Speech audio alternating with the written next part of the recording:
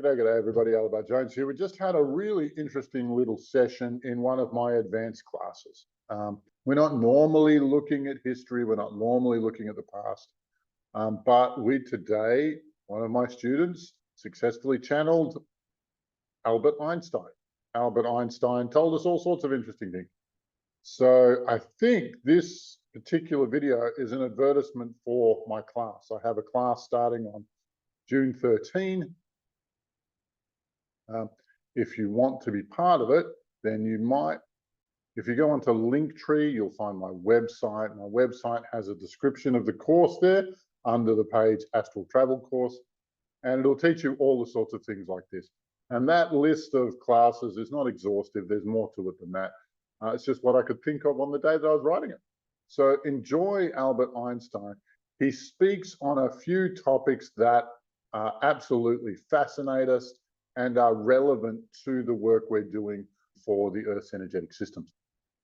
Really quite a surprising little piece of data. But, you know, that's what a good channel does. They deliver good new stuff. And this was her very first one. So enjoy. Yeah, so I only started recording this video once it started to get interesting, because what Einstein was able to do as a non-physical continuing human, he's able to see things very, very differently to the rest of us.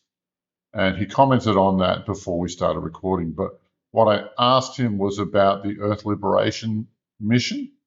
And he said there are 35 tasks that need to be completed. And so this is where this is when he started talking about that. That's when I started recording.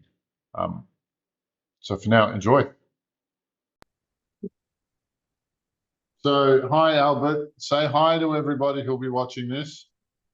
Hello, good to meet you. Yep. And so this we're going to distribute within the team, yeah? There are 35 parts to this? Yes. All right. And so how many of them are require anti-dark work? 18. That's a lot. How many involve time? 12. All right. So if we get 18 and 12, like that's the bulk of the work. Yes. What's the other 5? Penetrating the illusionary defenses. Yep. What's your advice about penetrating those defenses? First of all, it has to do with being aware that that's necessary. Yep. I don't know if I can be real specific about. Right. So things like, you know, we can't live without government. Is that one of those kind of illusions? Yes, that's the vein. Yes. All right. So if we, yeah. So all the things that you know are considered givens have to be up for question. Yeah, death and taxes, we don't need them. Right. So those illusions is one of the other things. That actually sounds really straightforward. What about what's number 2? What's number 2 of 5? A feeling of inferiority, belief that it's not possible. That's a good point. And that's a collective one? Definitely. So the third one would be unwillingness. Oh, that's boring, isn't it? And well, Alvar, you know, it seems like you are one of the few who don't subscribe to that. Yeah. A lot of people aren't willing to work that hard if it doesn't immediately benefit them. Immediately and directly reward them, yeah. Yes, right. So that kind of comes down to an issue of motivation. What does it take? It requires vision. And that's something that's hard earned.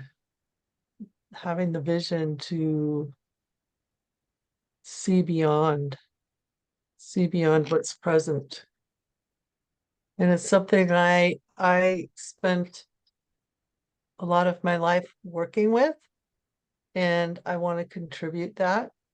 And you want what? So repeat that. What do you want to contribute?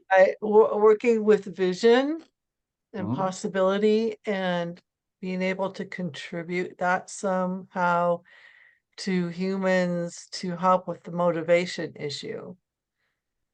I see.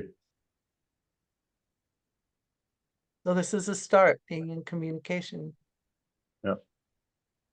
So in visualizing what we want as a humanity, as a collective, Yes, yes, tuning or in, at least, yeah, or finding at our least, willing. yeah, a certain, what do you call that?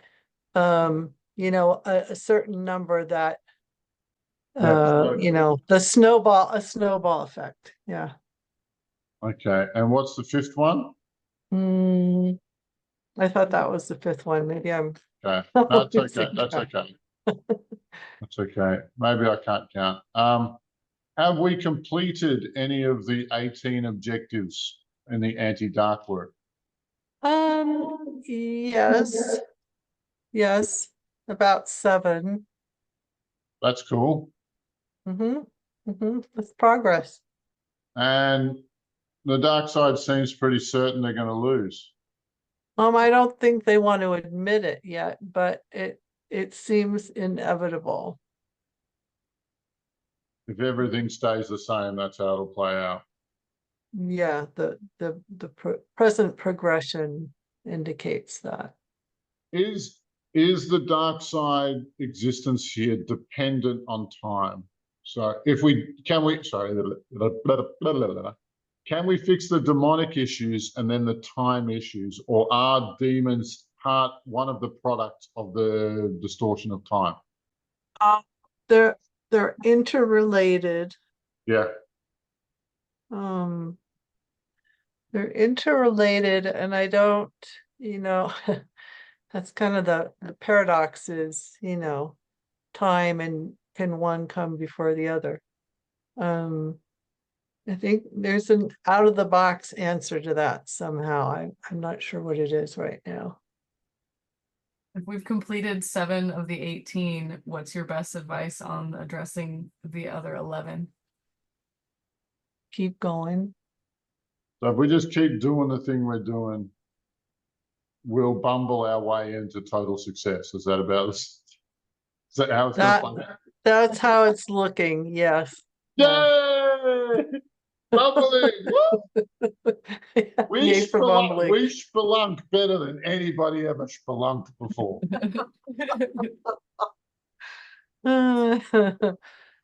Yeah. And how many of those 35 objectives, was that number originally higher? Oh, yeah, one time, surely it was. I'm just kind of looking at this piece of the continuum. If somebody ever got the question right, it was you, Albert.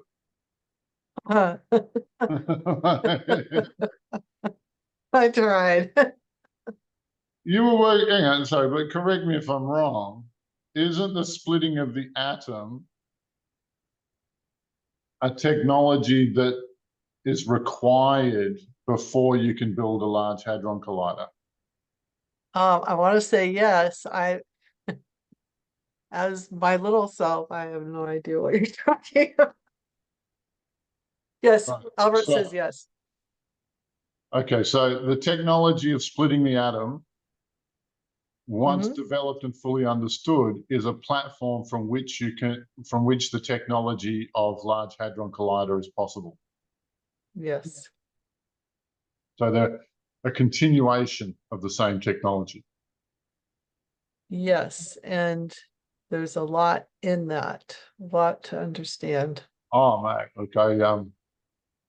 Takes a bigger brain than mine to get that, and a whole lifetime spent on it without being funny about it. Probably more than one lifetime. Yeah. I suspect you're right. Are there any other teams who are in a position to resolve any of these 28 remaining issues? There are a few, about 3. Where who are they? Where are they? That's a good start. Where are they? Well, they're in other dimensions, so it's kind of hard to explain the location. They're not even, we're the only living human team, is that right? Or not? Yes, yes, the Earth team. We're it. Yep, And we're spelunking our way through it. yep. And you're doing a good job too. All right. How can Tesla technology be leveraged against some of these problems? And are the time problems related in any way to the Tesla technology, or how can that be leveraged against time? There's something about that technology that needs a little twist. And for it to really be useful, there's something that needs to be, there's another piece that's missing from that. And there are also and the technology itself is part of a bigger some bigger discoveries or inventions that haven't quite been created yet. Are you able to see how I've been gridding with that in my town? I'm seeing something, but what is it you're alluding to? There's something electrical that's stepping forward that I'm only just discovering myself. And so in a way, I'm asking for your advice on how to push it forward or what it wants to be or how it's related to some of these problems we're talking about. Yeah, is there a particular project you're involved with? I'm getting that there's something. I live next to some really large electrical towers and electrical grid systems. And Oh, okay. I also drive a Tesla. And so I know that my car picks up on a lot of that energy and it affects the energy of my car and I can feel it. And so as I'm working with other modalities and building, sacred circles and other light work that I'm doing, I know it's all interrelated. I'm wondering just what your thoughts are on that, if you can see it. Yeah, that's useful energy for you to work with. And it's another case of needing to be really aware of what your intention is. You can use it and it can be detrimental if you're not consciously using it. Are there other people involved in it, or is this your own work? It's mostly my own. Okay. There's a couple of children in my field that have expressed interest, but I've been cautious about how much to let them in on, and so very minimal exposure there. Have you got a teammate where you are? You got you got some backup where you are? Not really. Oh, okay, well, don't be afraid to reach out. Yeah. Interesting. I get there's some potential there. Yeah. It feels like a spark that helps us get to the next level, but it's only just unfolding before me. I don't know, like I can't see the full scope of it yet. I'm getting it in bits at a time as it's building out. Right. Yeah, I see it as a positive thing overall. Yeah. These problems that we're talking about, like how much of it is about closing out the circles, like the cycles of karma? Yes. Yes, and it's not necessary to completely do that before moving on.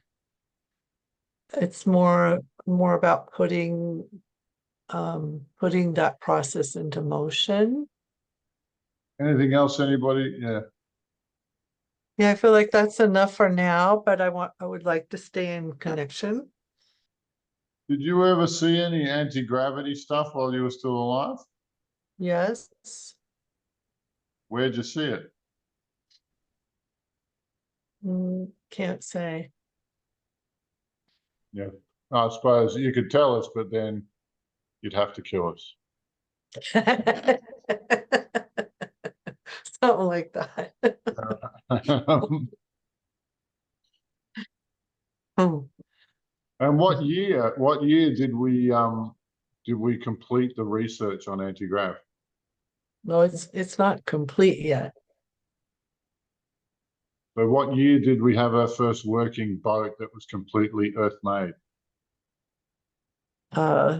37, I don't know, 1937, 1837. All right. Oh, so they got quite ahead. The breakaway civilization got quite ahead. Is breakaway civilization a thing? That there's a spacefaring group on Earth that is secret from the rest of us, Yes. and that we're paying for it. Oh, yes. Why does it have to be a secret? Why can't they share it with us? Because there's so much conflict about the use of the information. So in a way, it's helpful that it's happened, it's being done, but as as you're saying, it's not. It would be really great to get to the point where it could be an open secret. I think it pretty much is an open secret at the moment. Well, a shared secret. Like, what's the conflict about? Like, why can't our civilization celebrate, 50 or 100 years of spacefaring? Because there's still people who want to use it for power over. Well, that's boring, isn't it? Yeah. Yeah, because the possibilities are just incredible. I can't wait for that to really happen. How many secret space programs are there? Oh, there's more than one. It kind of depends on how you, Slice that cake, yeah, sure. yeah. How many? Okay, and what's the maximum number of slices that you can think of? 7. 7. Yeah. So the Nazis is a slice. Yeah. The international corporate conglomerate is a slice. Yeah. I think the US Army or Navy or military has more than one slice, right? There are different departments, yeah, that don't know about each other. How many slices do they account for? 3 or 4. All right. Am I right in About- thinking the Russians have a slice, have an Yes. SSP? And Yeah. do the Chinese have an SSP? Yes. Do the Germans also have, do the non-Nazi, the modern Germans, do they also have an SSP? I don't know how to separate those out. Pre and post-Nazi, like, oh, so there's still Nazis in Germany is what you're saying? There are, yes, and in other places too. In Argentina Well, yeah. and others. Pardon? And others on top of that. Yeah. Yeah, it's not so well defined to be able to say it's one country or another. So how many spaceports, or how I'd say spaceports, or because I say like places that I'll say spaceports because and a very broad term of what that means. How many of them are there on the Earth? Do you mean on Earth or in space? No, just on the surface of the Earth. Earth. Um, hmm, about 23. So heaps of them. Yeah. Are they on every continent? There are some on every continent. Yeah. And am I right in thinking they all lead to underground bases? They're all part of an underground base complex? Yes, although they're not necessarily all connected together. That's okay. Are any of these SSPs currently at war with each other? Yes. Which ones? Well, it's kind of a Cold War, kind of Mhm. a standoff, but competing. Well, they all are to some extent in competition with each other. They're not, and then some of them may collaborate a little bit, but they don't trust each other. Well, because Which they're is all fundamentally dishonest in their means, right? right. And so in a way, that's a good thing. It slows down the progress, but it also slows down the domination game. Do they trade in earthling slaves? Do any of them trade in earthling slaves? I want to say yes. I don't know a lot about that. Okay. How many of those bases are on Antarctica? Yep. Quite a few of them actually. Thanks. More than half? No, More than 10? but yeah, or about half. How many bases are you aware of off-world? Or just, sorry, in our solar system might be a better question. Uh, there are a number of them. Some are more related than others. And there are different technologies involved. Are all 7 capable of exiting the solar system? I would say yes. Okay. And how many planets outside of our solar system are you aware that have human colonies? Or earthling colonies, I should say. Hmm. Several. I don't have a number. And what do they tell the earthlings on those colonies about Earth? That it doesn't exist anymore. So they really have no choice. That's pretty motivating, isn't it? Well, it keeps them from Trying to return to trying Earth. to overcome, yeah. Rebelling. Right, so there's an officer class and a slave class in space, is that right? Yeah. Are their main directives similar, these 7 different programs, or do they vary, and how much do they vary? Oh, they vary some because they have different origins. But they're all pretty much, colonialization. Get what you can get. Domination and control, all of them, likely. Yeah. Yeah. Are they mining? Yes. Here? In some ways, yeah, to the extent they can. But there are places where some of these locations and other places, other